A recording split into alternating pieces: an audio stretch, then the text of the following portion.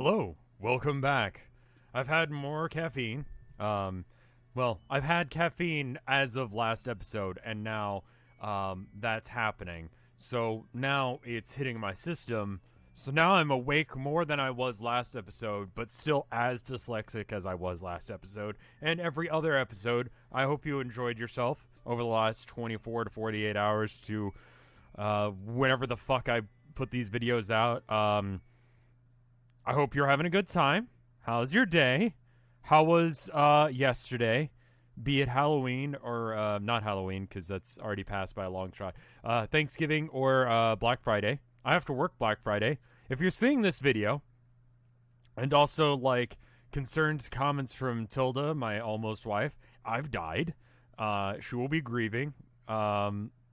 Please take care of her. I love her very much. If you are considering going out on Black Friday, don't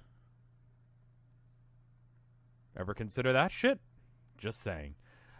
Anyway, let's see what the clown is about. I have a feeling that he's the clown concert person that the communist was referencing last time. Interesting episode because I feel like I needed to have a little bit of that just to see that people actually are upset at the weird political system that exists on this hell planet. Let's do Marvis Exolato, I guess. How do you pronounce X at the beginning? That's how you pronounce it. Anyway, let's go. You find yourself ambling down the road without any particular destination in mind, and it seems that you don't have very much active searching to land yourself in a varying combination of adventure and or disaster. Where would the vicissitudes of fate lead you next? Close enough. Who knows? You walk for a little while like that. You've just about lost all hope, running into wacky contrivances on your palm husk lights up when a delightful and or foreboding sound of friendship. Someone is calling you. It's probably just one of those telemarketers calling to let me know that they can help me out with my credit card debt that I don't have because I don't have credit cards. Because I don't have enough money to own a credit card. You're a little less excited to see that the person who happens to be calling you Zebra... Oh. It's not like you... No, I actually do dislike him. Precisely, it is just that you might struggle to rank him above literally any other troll you've met, including the yellow guy who loves genocide.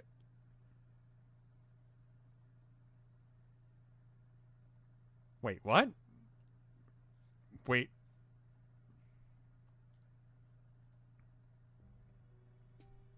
Yellow guy who likes genocide. Not him, he's chill. Or they're chill, excuse me. They're chill. He's okay, he's weird. It's gotta be one of those two. One of you two enjoys genocide, and I don't remember him enjoying genocide, but he seems like he could be the type. But he could also be one of those guys that, doesn't have friends to the point that he starts, just hanging out on the internet too much, and then he gets convinced that the only reason that his life sucks is because of some other group of individuals, and then he blames everything on them, and so rather than doing anything about it, he just decides that he's better than them. And that's how you get people who approve of genocide. Because they're weak, pathetic humans who can't do anything. I mean, weak, pathetic aliens who can't do anything other than try and justify how they're better than other people based on some arbitrary standing. Anyway, yeah. You're not one to leave a friend hanging. You dutifully answer the call. Ah, my good friend, you picked up. Awfully quickly, I might add. Hehehe. You just love friendship. You ask Zebra why he's calling. Do I need a reason to call? Is the thrill of dialectic repose not cause enough to make a social contract between my dearest adversaries / friends, or maybe depending on whatever you feel comfortable with and interested in at any given point in time? You have no idea how to respond to that. I fucking hate you, don't call me again. And then you block his number. That's how you respond to that. Haha, nah, I'm just fucking with you. I stand to incur material gain from your association. I need you to stay right where you are. Well, what are you gonna do, hang up? You stand right where you are and stay in line. stay on the line and asks what Zebra is up to, but he won't say. He tells you he needs to concentrate. Eventually, you notice a strange ship resolving in the... Is that the right word? Resolving? I guess that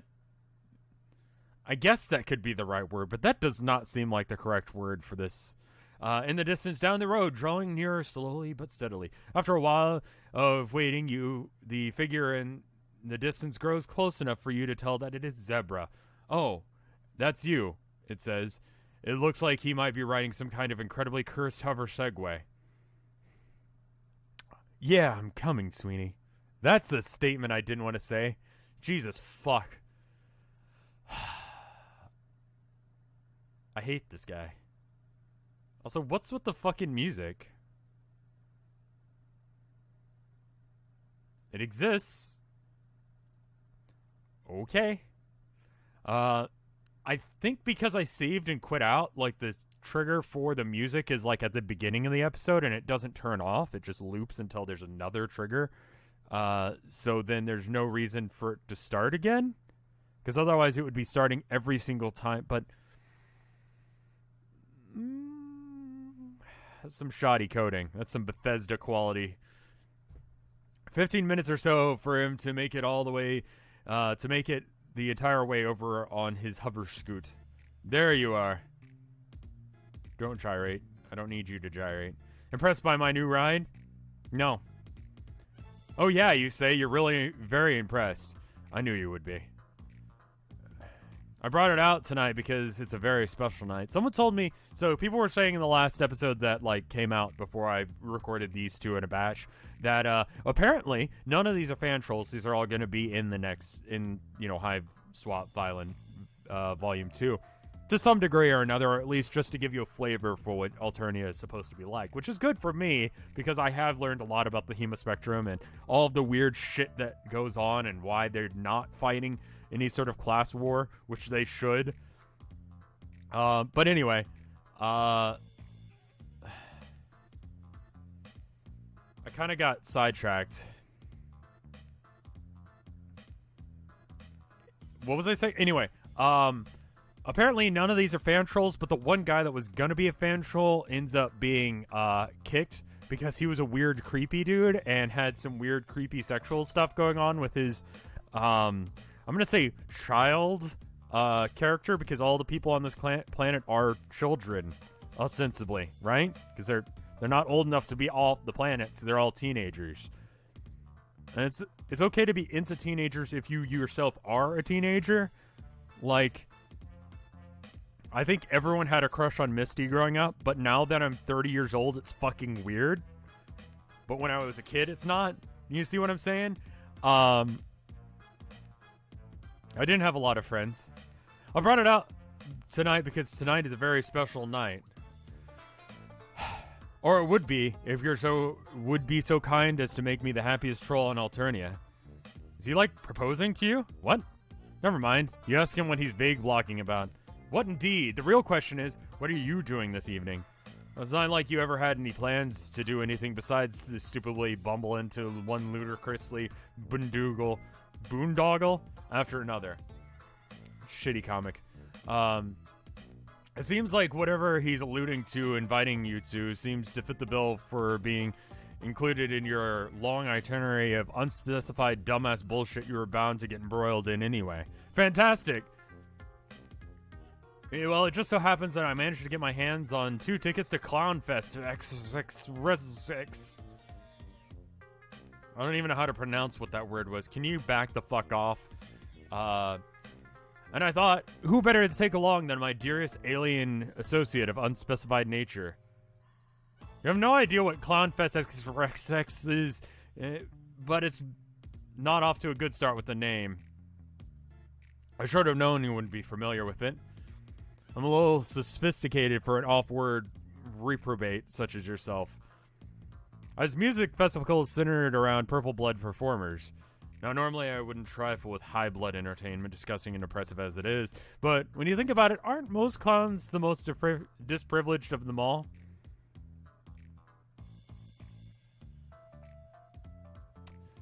No. No. No. Because there's people whose job it is to get murdered and do, like, toilet cleaning. Being a clown is, like, it's a higher step than that. I mean, I think a lot of things are. You don't ask him to explain what he means by that because literally everyone would be angry reading it. Yes, I was angry reading the concept that he thought that. Everyone hates you.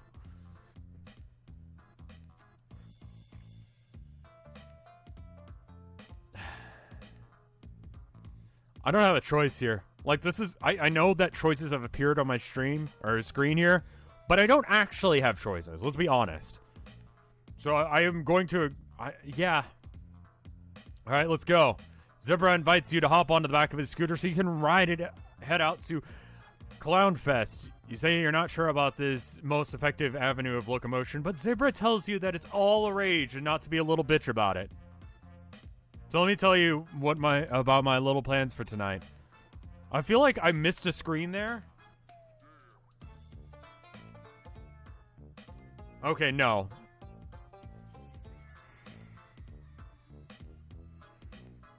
It feels like the scooter is going even slower than it was when he arrived, now that it's struggling under the weight of 2 people. You see, my favorite...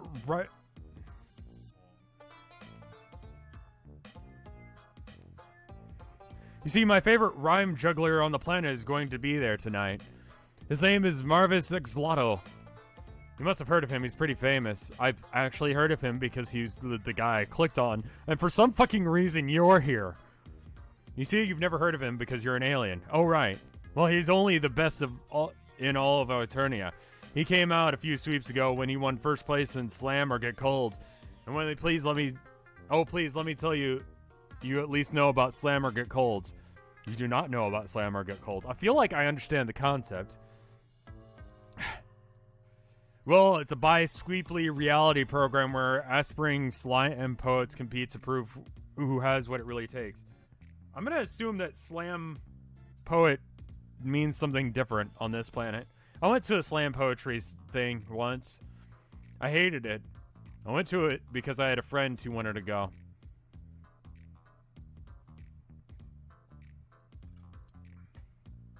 He wasn't reading poems. He just likes poems. I'm sorry if you write poems. I've never been a fan of poems. They're very, like, bad and predictable. And, they upset me. Like, the Flight of the Butterflies is, I think it's Flight of the Butterflies. It's not Flight of the Bumblebees because that's a different song. Gives me a visceral, like, anger, like, fight or flight mechanism, which my body immediately reacts to as fight. It's a fucking song about butterflies, I'm pretty sure. Poetry has the same sort of thing where I have to, like, hold myself back because punching a poet is a bad thing. Anyway, I assume that a poetry slam on this planet involves wrestling. It's really cutthroat stuff. I mean, I think there are at least 5 decapitations a season. The competition is all about skill. No matter the blood color who is competing, the troll who wins is the troll who has the nastiest flow and dopest bars. Everyone has an equal shot. I've seen how that goes on this planet. I mean, sure, a high blood has won every season to date, but by it's basic biology that clowns are better at rhyming than everyone else. Even if high bloods were low bloods, that would still be true. That's equality. Yeah, it makes sense, you think. Really progressive stuff he's saying there. Where could he have possibly gotten so educated and smart? Oh, you flatter me. Anyway, as you know, I'm deeply connected with the music industry. Because of impressive hemospectra systems, I'm afraid I'm only truly afforded downward mobility. Clownsphere is really insulated, a close-knit community. But with the right hustle, I'm going to break that glass ceiling. Mavis is the perfect troll to bring me into the fold. You say this guy sounds pretty brutal. Are you sure that you actually want to meet this clown? What, Mavis? Ha! I mean, sure, he does what he needs to survive in this rigidly ossified power system that could never really, truly be dismantled by the actions of a single individual, but that doesn't mean that he supports it. Contrary to what you may think, Mavis is a spectacularly subversive figure in the industry. If you listen to his music, like, really listen, you'll hear some borderline revolutionary stuff. I think he'd tear it all down if he could. Might have mentioned it, but a clown is kind of woke. But being a clown is kind of woke.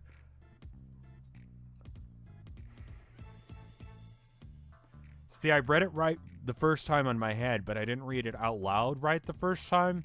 And both times it hurt to hear him say woke. It hurts for me to say woke, and yet I have to keep saying it to refer to what I'm referring to.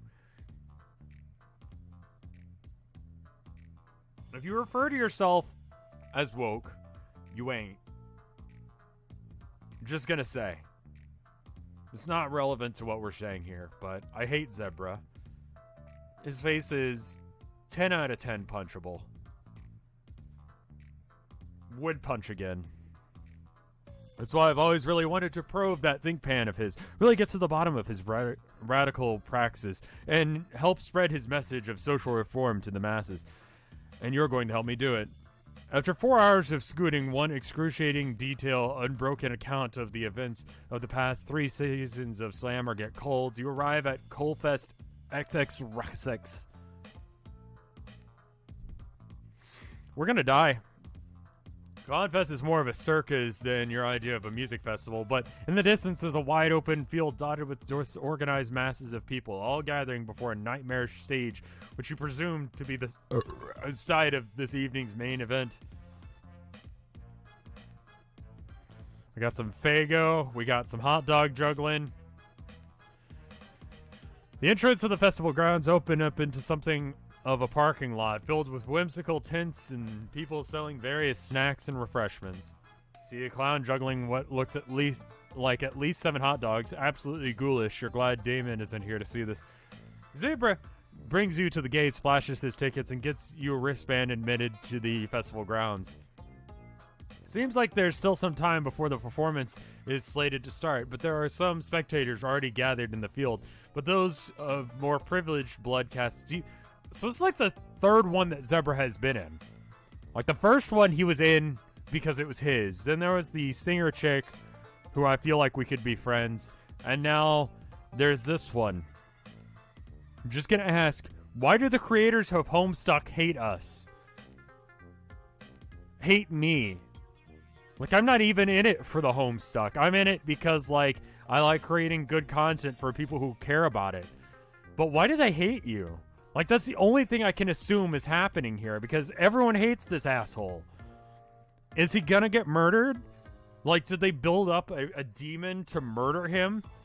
To show, like, their love and affection for the community? Is that a thing? Because I'd be down for that. Like, make him out to be a total dickwad, then have him get, like, gored by a fucking bull. I'd be down. Anyway. There's some spectators already gathered around in the field, but most of those are more privileged bloodcasts are lined up around the tents in lots to buy food and merchandise. While you walk around the festival grounds, you ask Zebra exactly what he has planned. What could he could do to get him in good with the clown. Zebra takes it as an invitation to whisper conspiratorially into your ear. His breath is hot, heavy against your hearing canal. I hate that. Here's the plan, my sweet little rust drop. We wait again, wait for the show to start. We get in, we wait for the show to start, and then when Mavis comes onto the stage, really gets into his act, you're going to jump the barricade and rush the stage. Or at least you're going to try.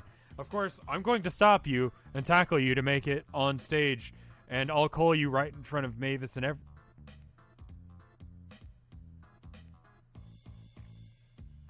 You fucking what? Oh, calm down. Trying to tear down the stereotypes of low bloods are all simple-minded dullards, and you aren't going to do your people any favor by reinforcing the cause for prejudice.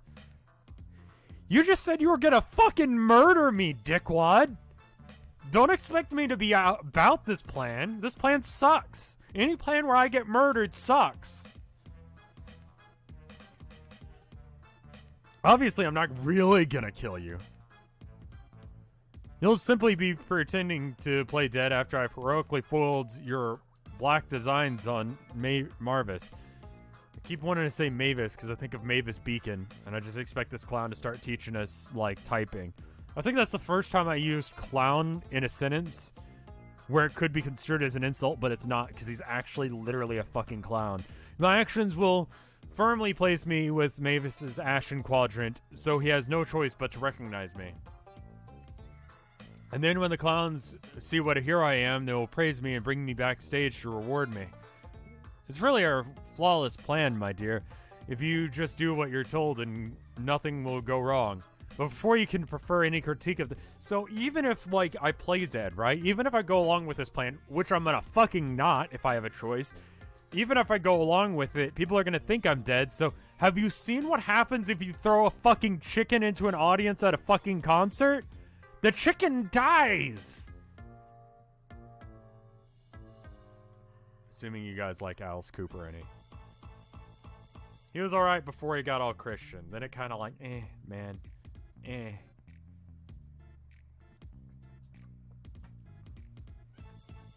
He gave my friend shit because, like, he has, like, a upside down cross on his battle jacket.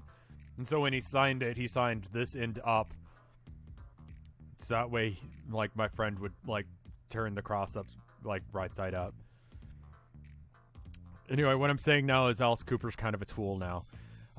You can proffer any critique of this caper to the jovial clamber and chattering of revelry surrounding you is pierced by the rising chorus of blood-curdling shrieks. You whip around to ascertain the source of the dreadful sound, and it becomes quickly apparent that those are not screams of pain at all.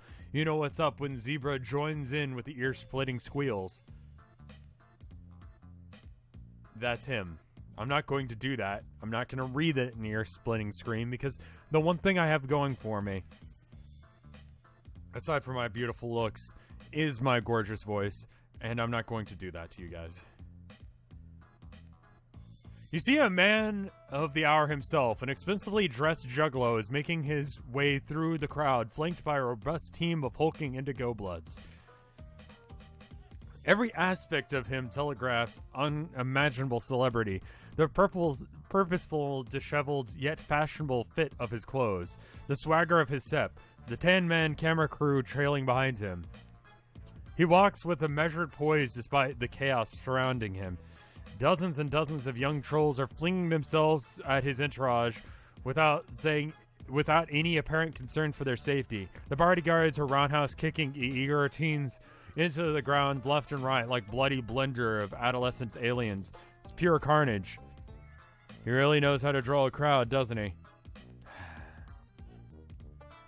A minute ago, it was tough to truly grasp the hype, but after seeing him in person, you don't really know what it is. But this swaggy clown has undeniable gravitas that commands the attention of everyone around him. It's impossible to look anywhere else, even though Alternian moonlight seems to endeavor to glint off his golden accoutrements twice as bright. But he's gone just as quickly as he's arrived. Up to the festival stage to set up his act, he leaves a bloody void in his wake.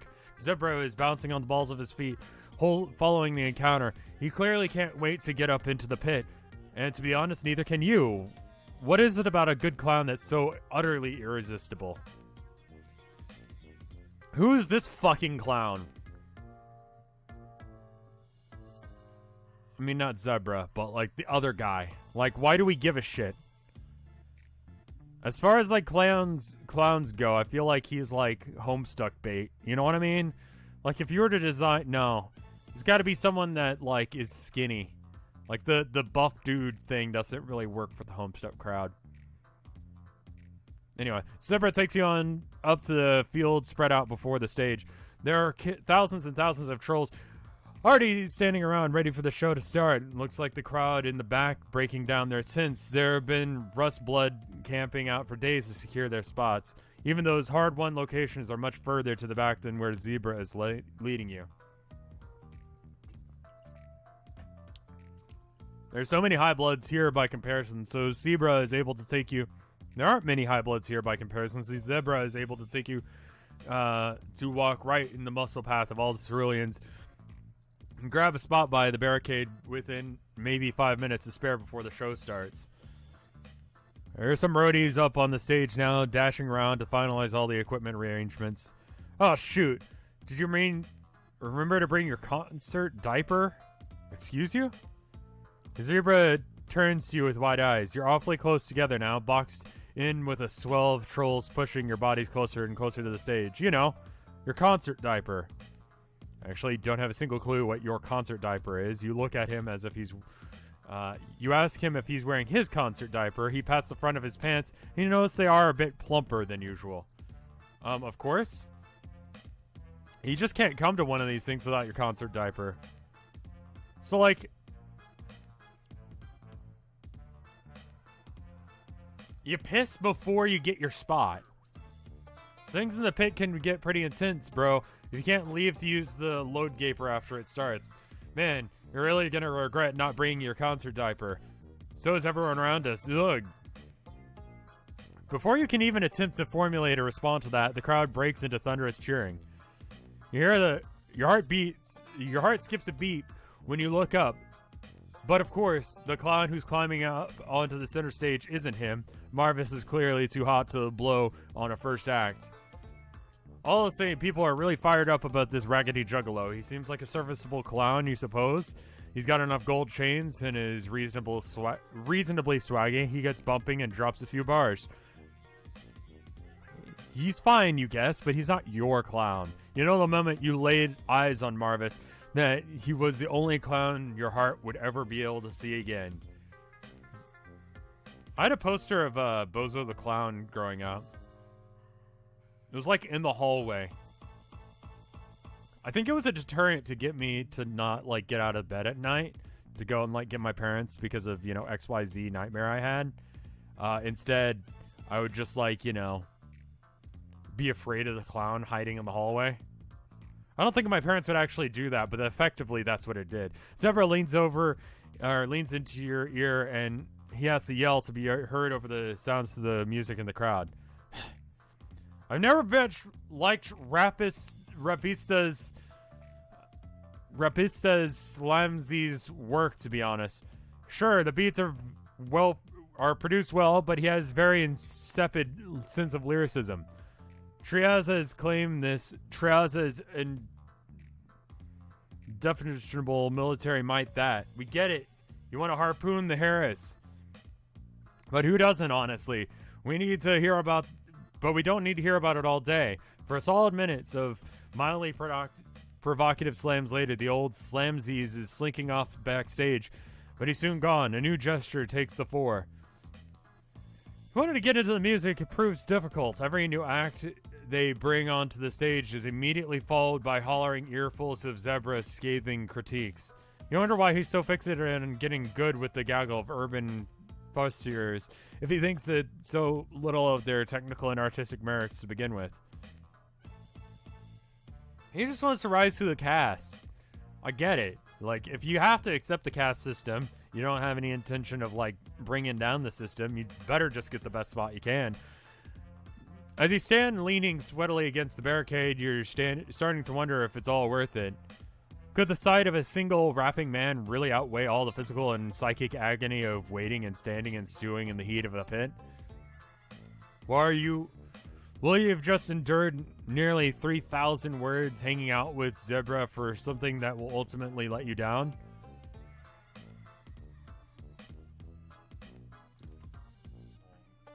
But as the penultimate clown trundles off the set, the taste of the air changes. The lights on the stage go dark, and the booming sound system goes quiet. A tremendous hush falls over the crowd. You feel your heart stop in that silence. You know down to your bones that this is the moment that you've been waiting for. From Sea Dweller to Rustblood, nobody moves. The sound of his light footsteps against the darkened stage could only be audible to someone as close as you. The anticipation swallows you whole. Oh. Up? Okay.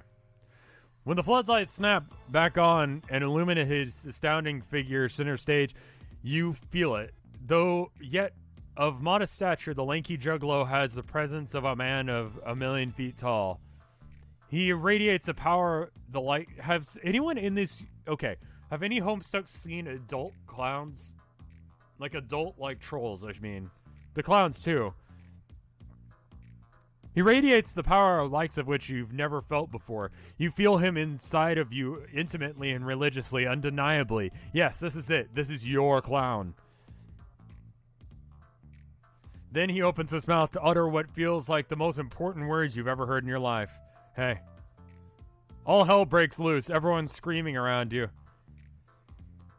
You grip tight onto the barricade. You stare up at him, glowing messianic arms outstretched to drink in the zealous fervor of the crowd, all incited by a single incredible, powerful word. Hey, God, you'll never forget it. What up, guys, lol?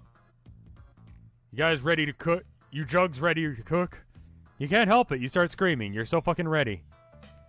Lol, these buddies be baking beans. Shiz.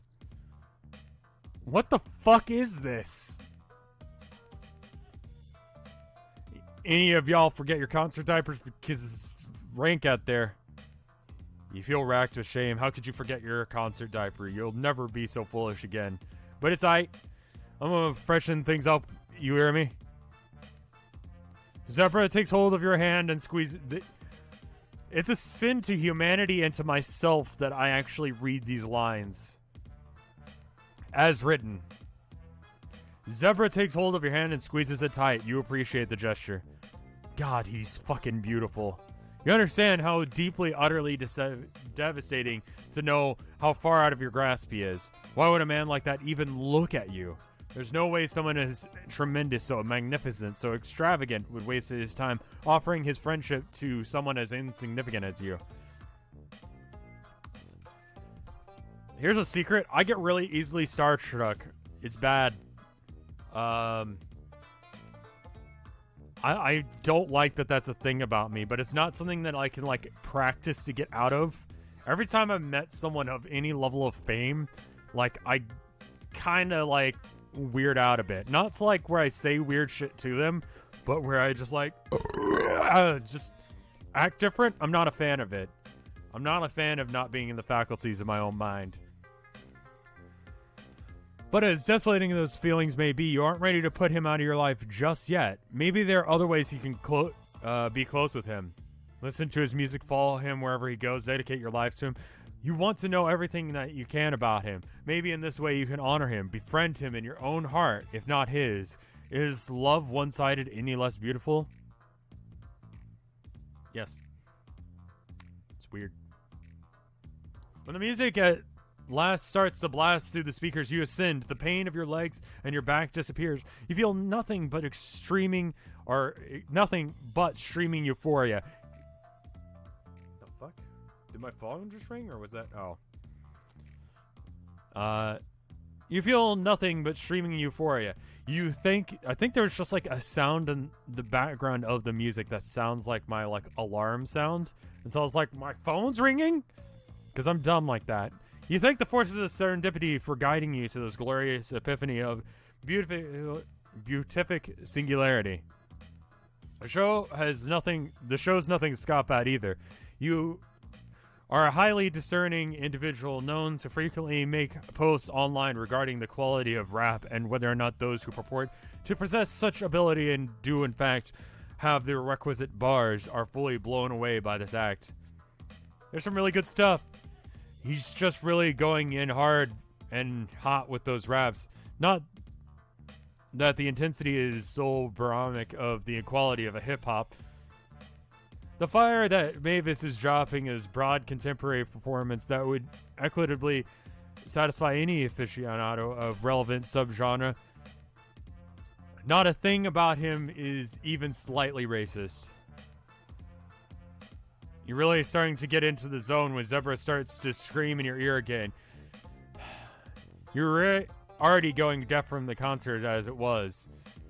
I think it's about time we get this show on the road, don't you?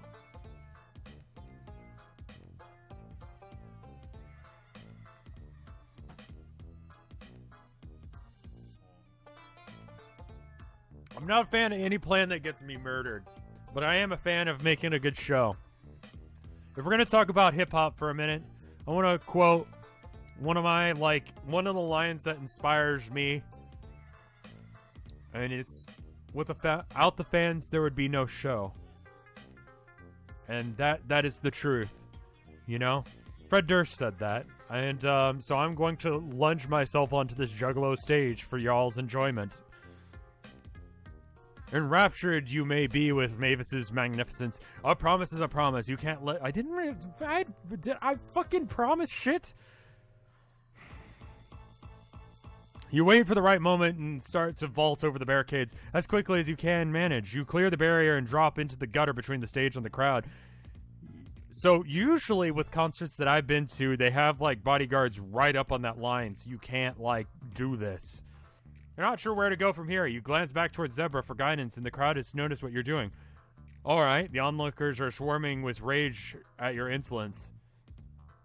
Zebra makes his move. He starts to follow you over the barricade, but things don't go as planned. I do like the idea of him getting his ass beat. That's an unintended side effect of this. It's a good side effect. Like, what was it? I think Viagra wasn't originally made for that. It was originally made for, like, hair regrowth. But they're like, yeah, but now it gives you a boner. That could be useful. Zebra getting punched in the face is like Viagra being found to have boner abilities. Just a good side effect, and I'm happy about it. Instead of heroically stopping you from making it to Mavis or Marvis, Zebra is put upon by all sides by grasping claws. You don't recognize what Zebra is trying to do. Oh, they don't recognize what he's trying to do. They think he's just another conspirer trying to join you in your attempt to Marvis's life. Yes! Yes! Yes! You watch in stunned horror as two trolls closest to Zebra take hold of each of his arms, dig in their claws, and rip them right off. Yes! Woo! Yeah! And they don't stop there. Yeah! Do it! Yes! Oh, it's not a bull, but I love it! They don't stop there. You barely have time to process what's happening until another pair of trolls descend, helping to tear ruthlessly into Zebra's body. His screams don't even register over the booming of the sound system. Floods of indigo blood spray hot onto the humid air, and the barricade in the ground all around you, drenched in your friends' fuck you, gore. You're frozen where you stand, that arid gutter between heaven and hell. This isn't how it was supposed to go, is it? You feel the inevitable press of entropy closing in. The trolls in the audience see you. They're already had a taste for blood. Your legs are stiff as rods as the carnage-caked trolls who made short work of your friend begin to vault over the barricades themselves. It seems pointless to run. You've been stricken by a consuming sense of deja vu. You've made a mistake, and the universe is going to clean up your mess. The trolls drop down into the gutter with you in advance. You close your eyes and accept your fate. Then you feel yourself being wretched up onto the stage. Yo, what's up?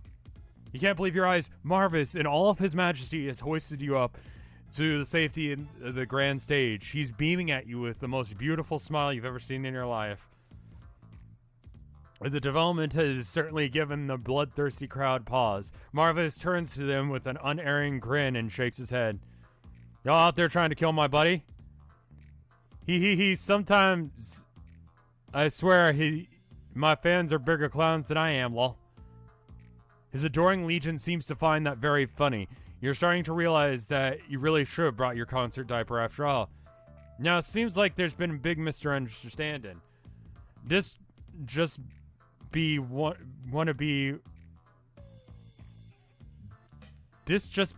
of my backup dancers. Sorry, that was a sentence.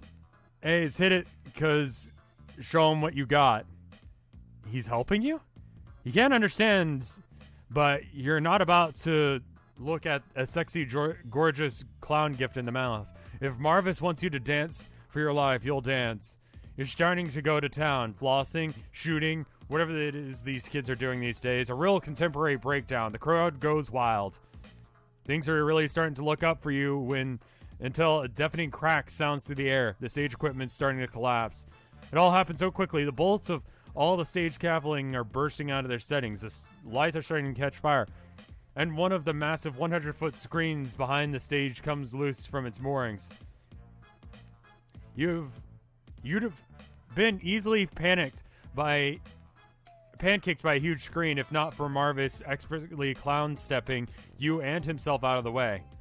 Half of the crowd isn't so lucky. The big screen shatters when it hits the stage, raining hundreds-foot area of trolls with viscera glass.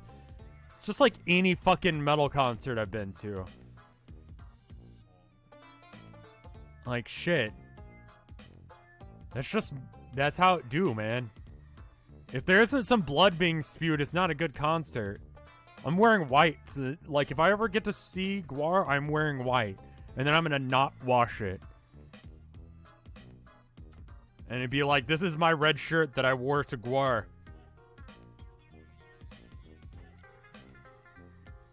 Shiz. Right when things were getting started. The sound equipment was all obliterated by a sudden collapse. Nobody can hear him but you. For a moment, your hero looks a little lost. Man, we better bounce, cause... Marvis grabs you by your sweaty hand and runs. He takes you safely into the performer's green room, which seems to be intact after the collapse of the stage, though the power is out. The room is filled with clowns who performed earlier. They all look very confused and harried. Shit. Things gonna be a madhouse out there for a while, so better to just lay low for a bit, I bet. We go out there right now, we're gonna get mobs. Usually everybody would be dead at the end of concerts. I wouldn't make it out there without having to pale with 1,000 teens otherwise. You're a little rattled, to say the least. Marvis takes a good look at you. Fuck, man. You shiz yourself? You start to cry. You didn't bring your concert diaper. Oh man, it's alright, don't cry. You look hardly the first buddy to ever shits themselves at one of my concerts. I'm used to the smell. To be honest, it's a bit comforting. You sniffle and say, really?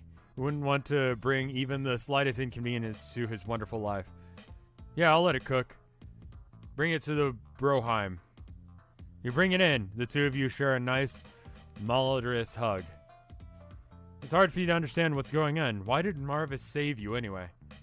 I saw you was hanging out with that blue bro who was trying to get his shuffle shoot up me and me jugs shizholes. Then when you try and make a real run for me, gotta say that's brave. Gotta ask Buddy where they got the bulge rods to try that stunt like that. What the fuck is he saying? What does this mean? He thinks that, like, I was being forced to do it? Which I was, so that's good. Respect. It really wasn't much of a stunt. You were just going along with your friend's ludicrous plan to try and scam him into friendship under false pretenses, but it was really bad plan, and your friend was killed on the spot, immediately, and now you're pretty sure you're cosmically fated to die due to making a non-canonical decision. What do you mean non-canon? I'll just be non-canon, fam. What can it even mean to be non-canonical within the context of an inherently extra canonical framework? Skeet skeet barap.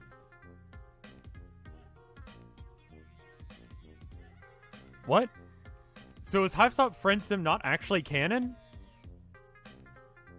You're not sure, but you definitely have the sense of some decisions within the simulation carry greater values of truth and relevance than others, and that linear progression of events is rigorously enforced or obligate narrative flow that privileges those actions which most smoothly facilitate the design of the story's architect. Sure, you can hear that noise that way, but I say you're the architect of your own fate. Inspiring a sermon by Marvis may be spitting. His wise pontifications are interrupted when a clown in the back of the green room knocks over the water cooler. Gets a other clown who is talking with him really pissed, and they start duking it out. Starts a chain reaction, pulls all the other high bloods into a whirling blade picture of clown carnage. Man, what the fuck is going on? Oof. It's like you said, you've made a mistake, and the essence of the timeline won't rest until things are put right. You can feel it's happening before, and it's happening again. Well, I'm getting the fuck out of here, then. Come on, troll Nostradamus, let's skeet scoot. Skeet scoot, indeed. Skeet scoot right the fuck out of here. Skeet scoot, fuck you, zebra. Even if, as inescapably as your demise consumes you, can't bring yourself to deny him. You follow him out of the green room, fleeing before the clown fight can pull you in and grind you to bits. Out here, you're the one who has to help Marvis in the open air and the unending procession of teens' QuickTime events. One of them carrying buckets. You just need to keep punching them out until you can finally make it to this rich guy clown limo. It's exactly what I would expect it to look like. The driver nowhere to be seen, so Marvis gets behind the wheel and you hightail it out of there. You stick your head out the window and look back. There's a nasty storm brewing in the distance. I know where somewhere we'll be safe. Make sure to secure your seatbelt. You're dodging at least 3 fallen trees, a wayward deer lustus, a lightning strike that blasts the hood of the vehicle right off. Marvis brings you to Clown Church. You can't say that this place was high on your list of venues you wanted to visit again, but the thing has a budget. Whatever bullshit's power that coming after you without having to no reach here. This be hollowed ground, biznatch. Marvis leads his limo on the lawn of the church, and you both hurry out. Just in time, because it explodes not 2 seconds after you're out of the door. By instinct, Marvis shields you from the fire blast with his body. I don't know how to pronounce that. No, Marvis, no, you beautiful soul. You're destroyed by guilt. How could you let someone so tremendous bring themselves to such harm for someone so meaningless as you? You drag Marvis's burned, scorched body into Clown Church and collapse as soon as you're past the threshold. You start weeping. It's just fam, I ain't dead. I'm just a little toasty. You ain't gotta cry about it. Goddamn. Oh, okay. You help him to bolt the door behind you. He was right. You do feel safe in here. Nothing is collapsing. Nobody is stricken with hysteria, urge to start a fight, and there's not even a single fire happening anywhere. Merciful Messiah be protecting us, buddy. Stay frosty, aight? You help Marvis over to sit down in one of the pews. You settle in next to him and gaze up at the imposing architecture. It's not so bad. There's beauty there. Beauty in being a clown, too. You're starting to see. Maybe you're even starting to believe? You turn to look at Marvis, and his face is ashen and slick with sweat. Think that dip in the grill had hurt a bit more than I thought. Your heart drops to your chest. You ask him if he's going to be alright. As long as we stay in here, we alright. But can you really stay inside Clown's church forever? You know down to your bones that even if you do, it doesn't matter. There's something about the air you really can't describe. It's something just about starts to press down like you and everything around you is sinking implacably into the earth. But the ground is coming up to meet you, too. You start to perspire.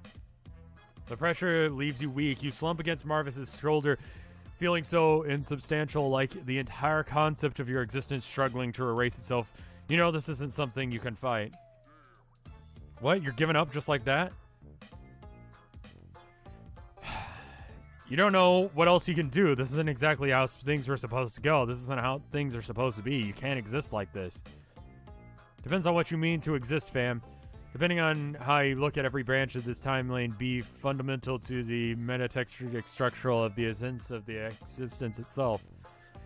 Even an instant that falls outside of the strict confines of the canonical continuity just contribes to a meta-consciousness that be built by and even be said to be the most essential level, defined primarily by the textual exchange of interpretation by those who observe it.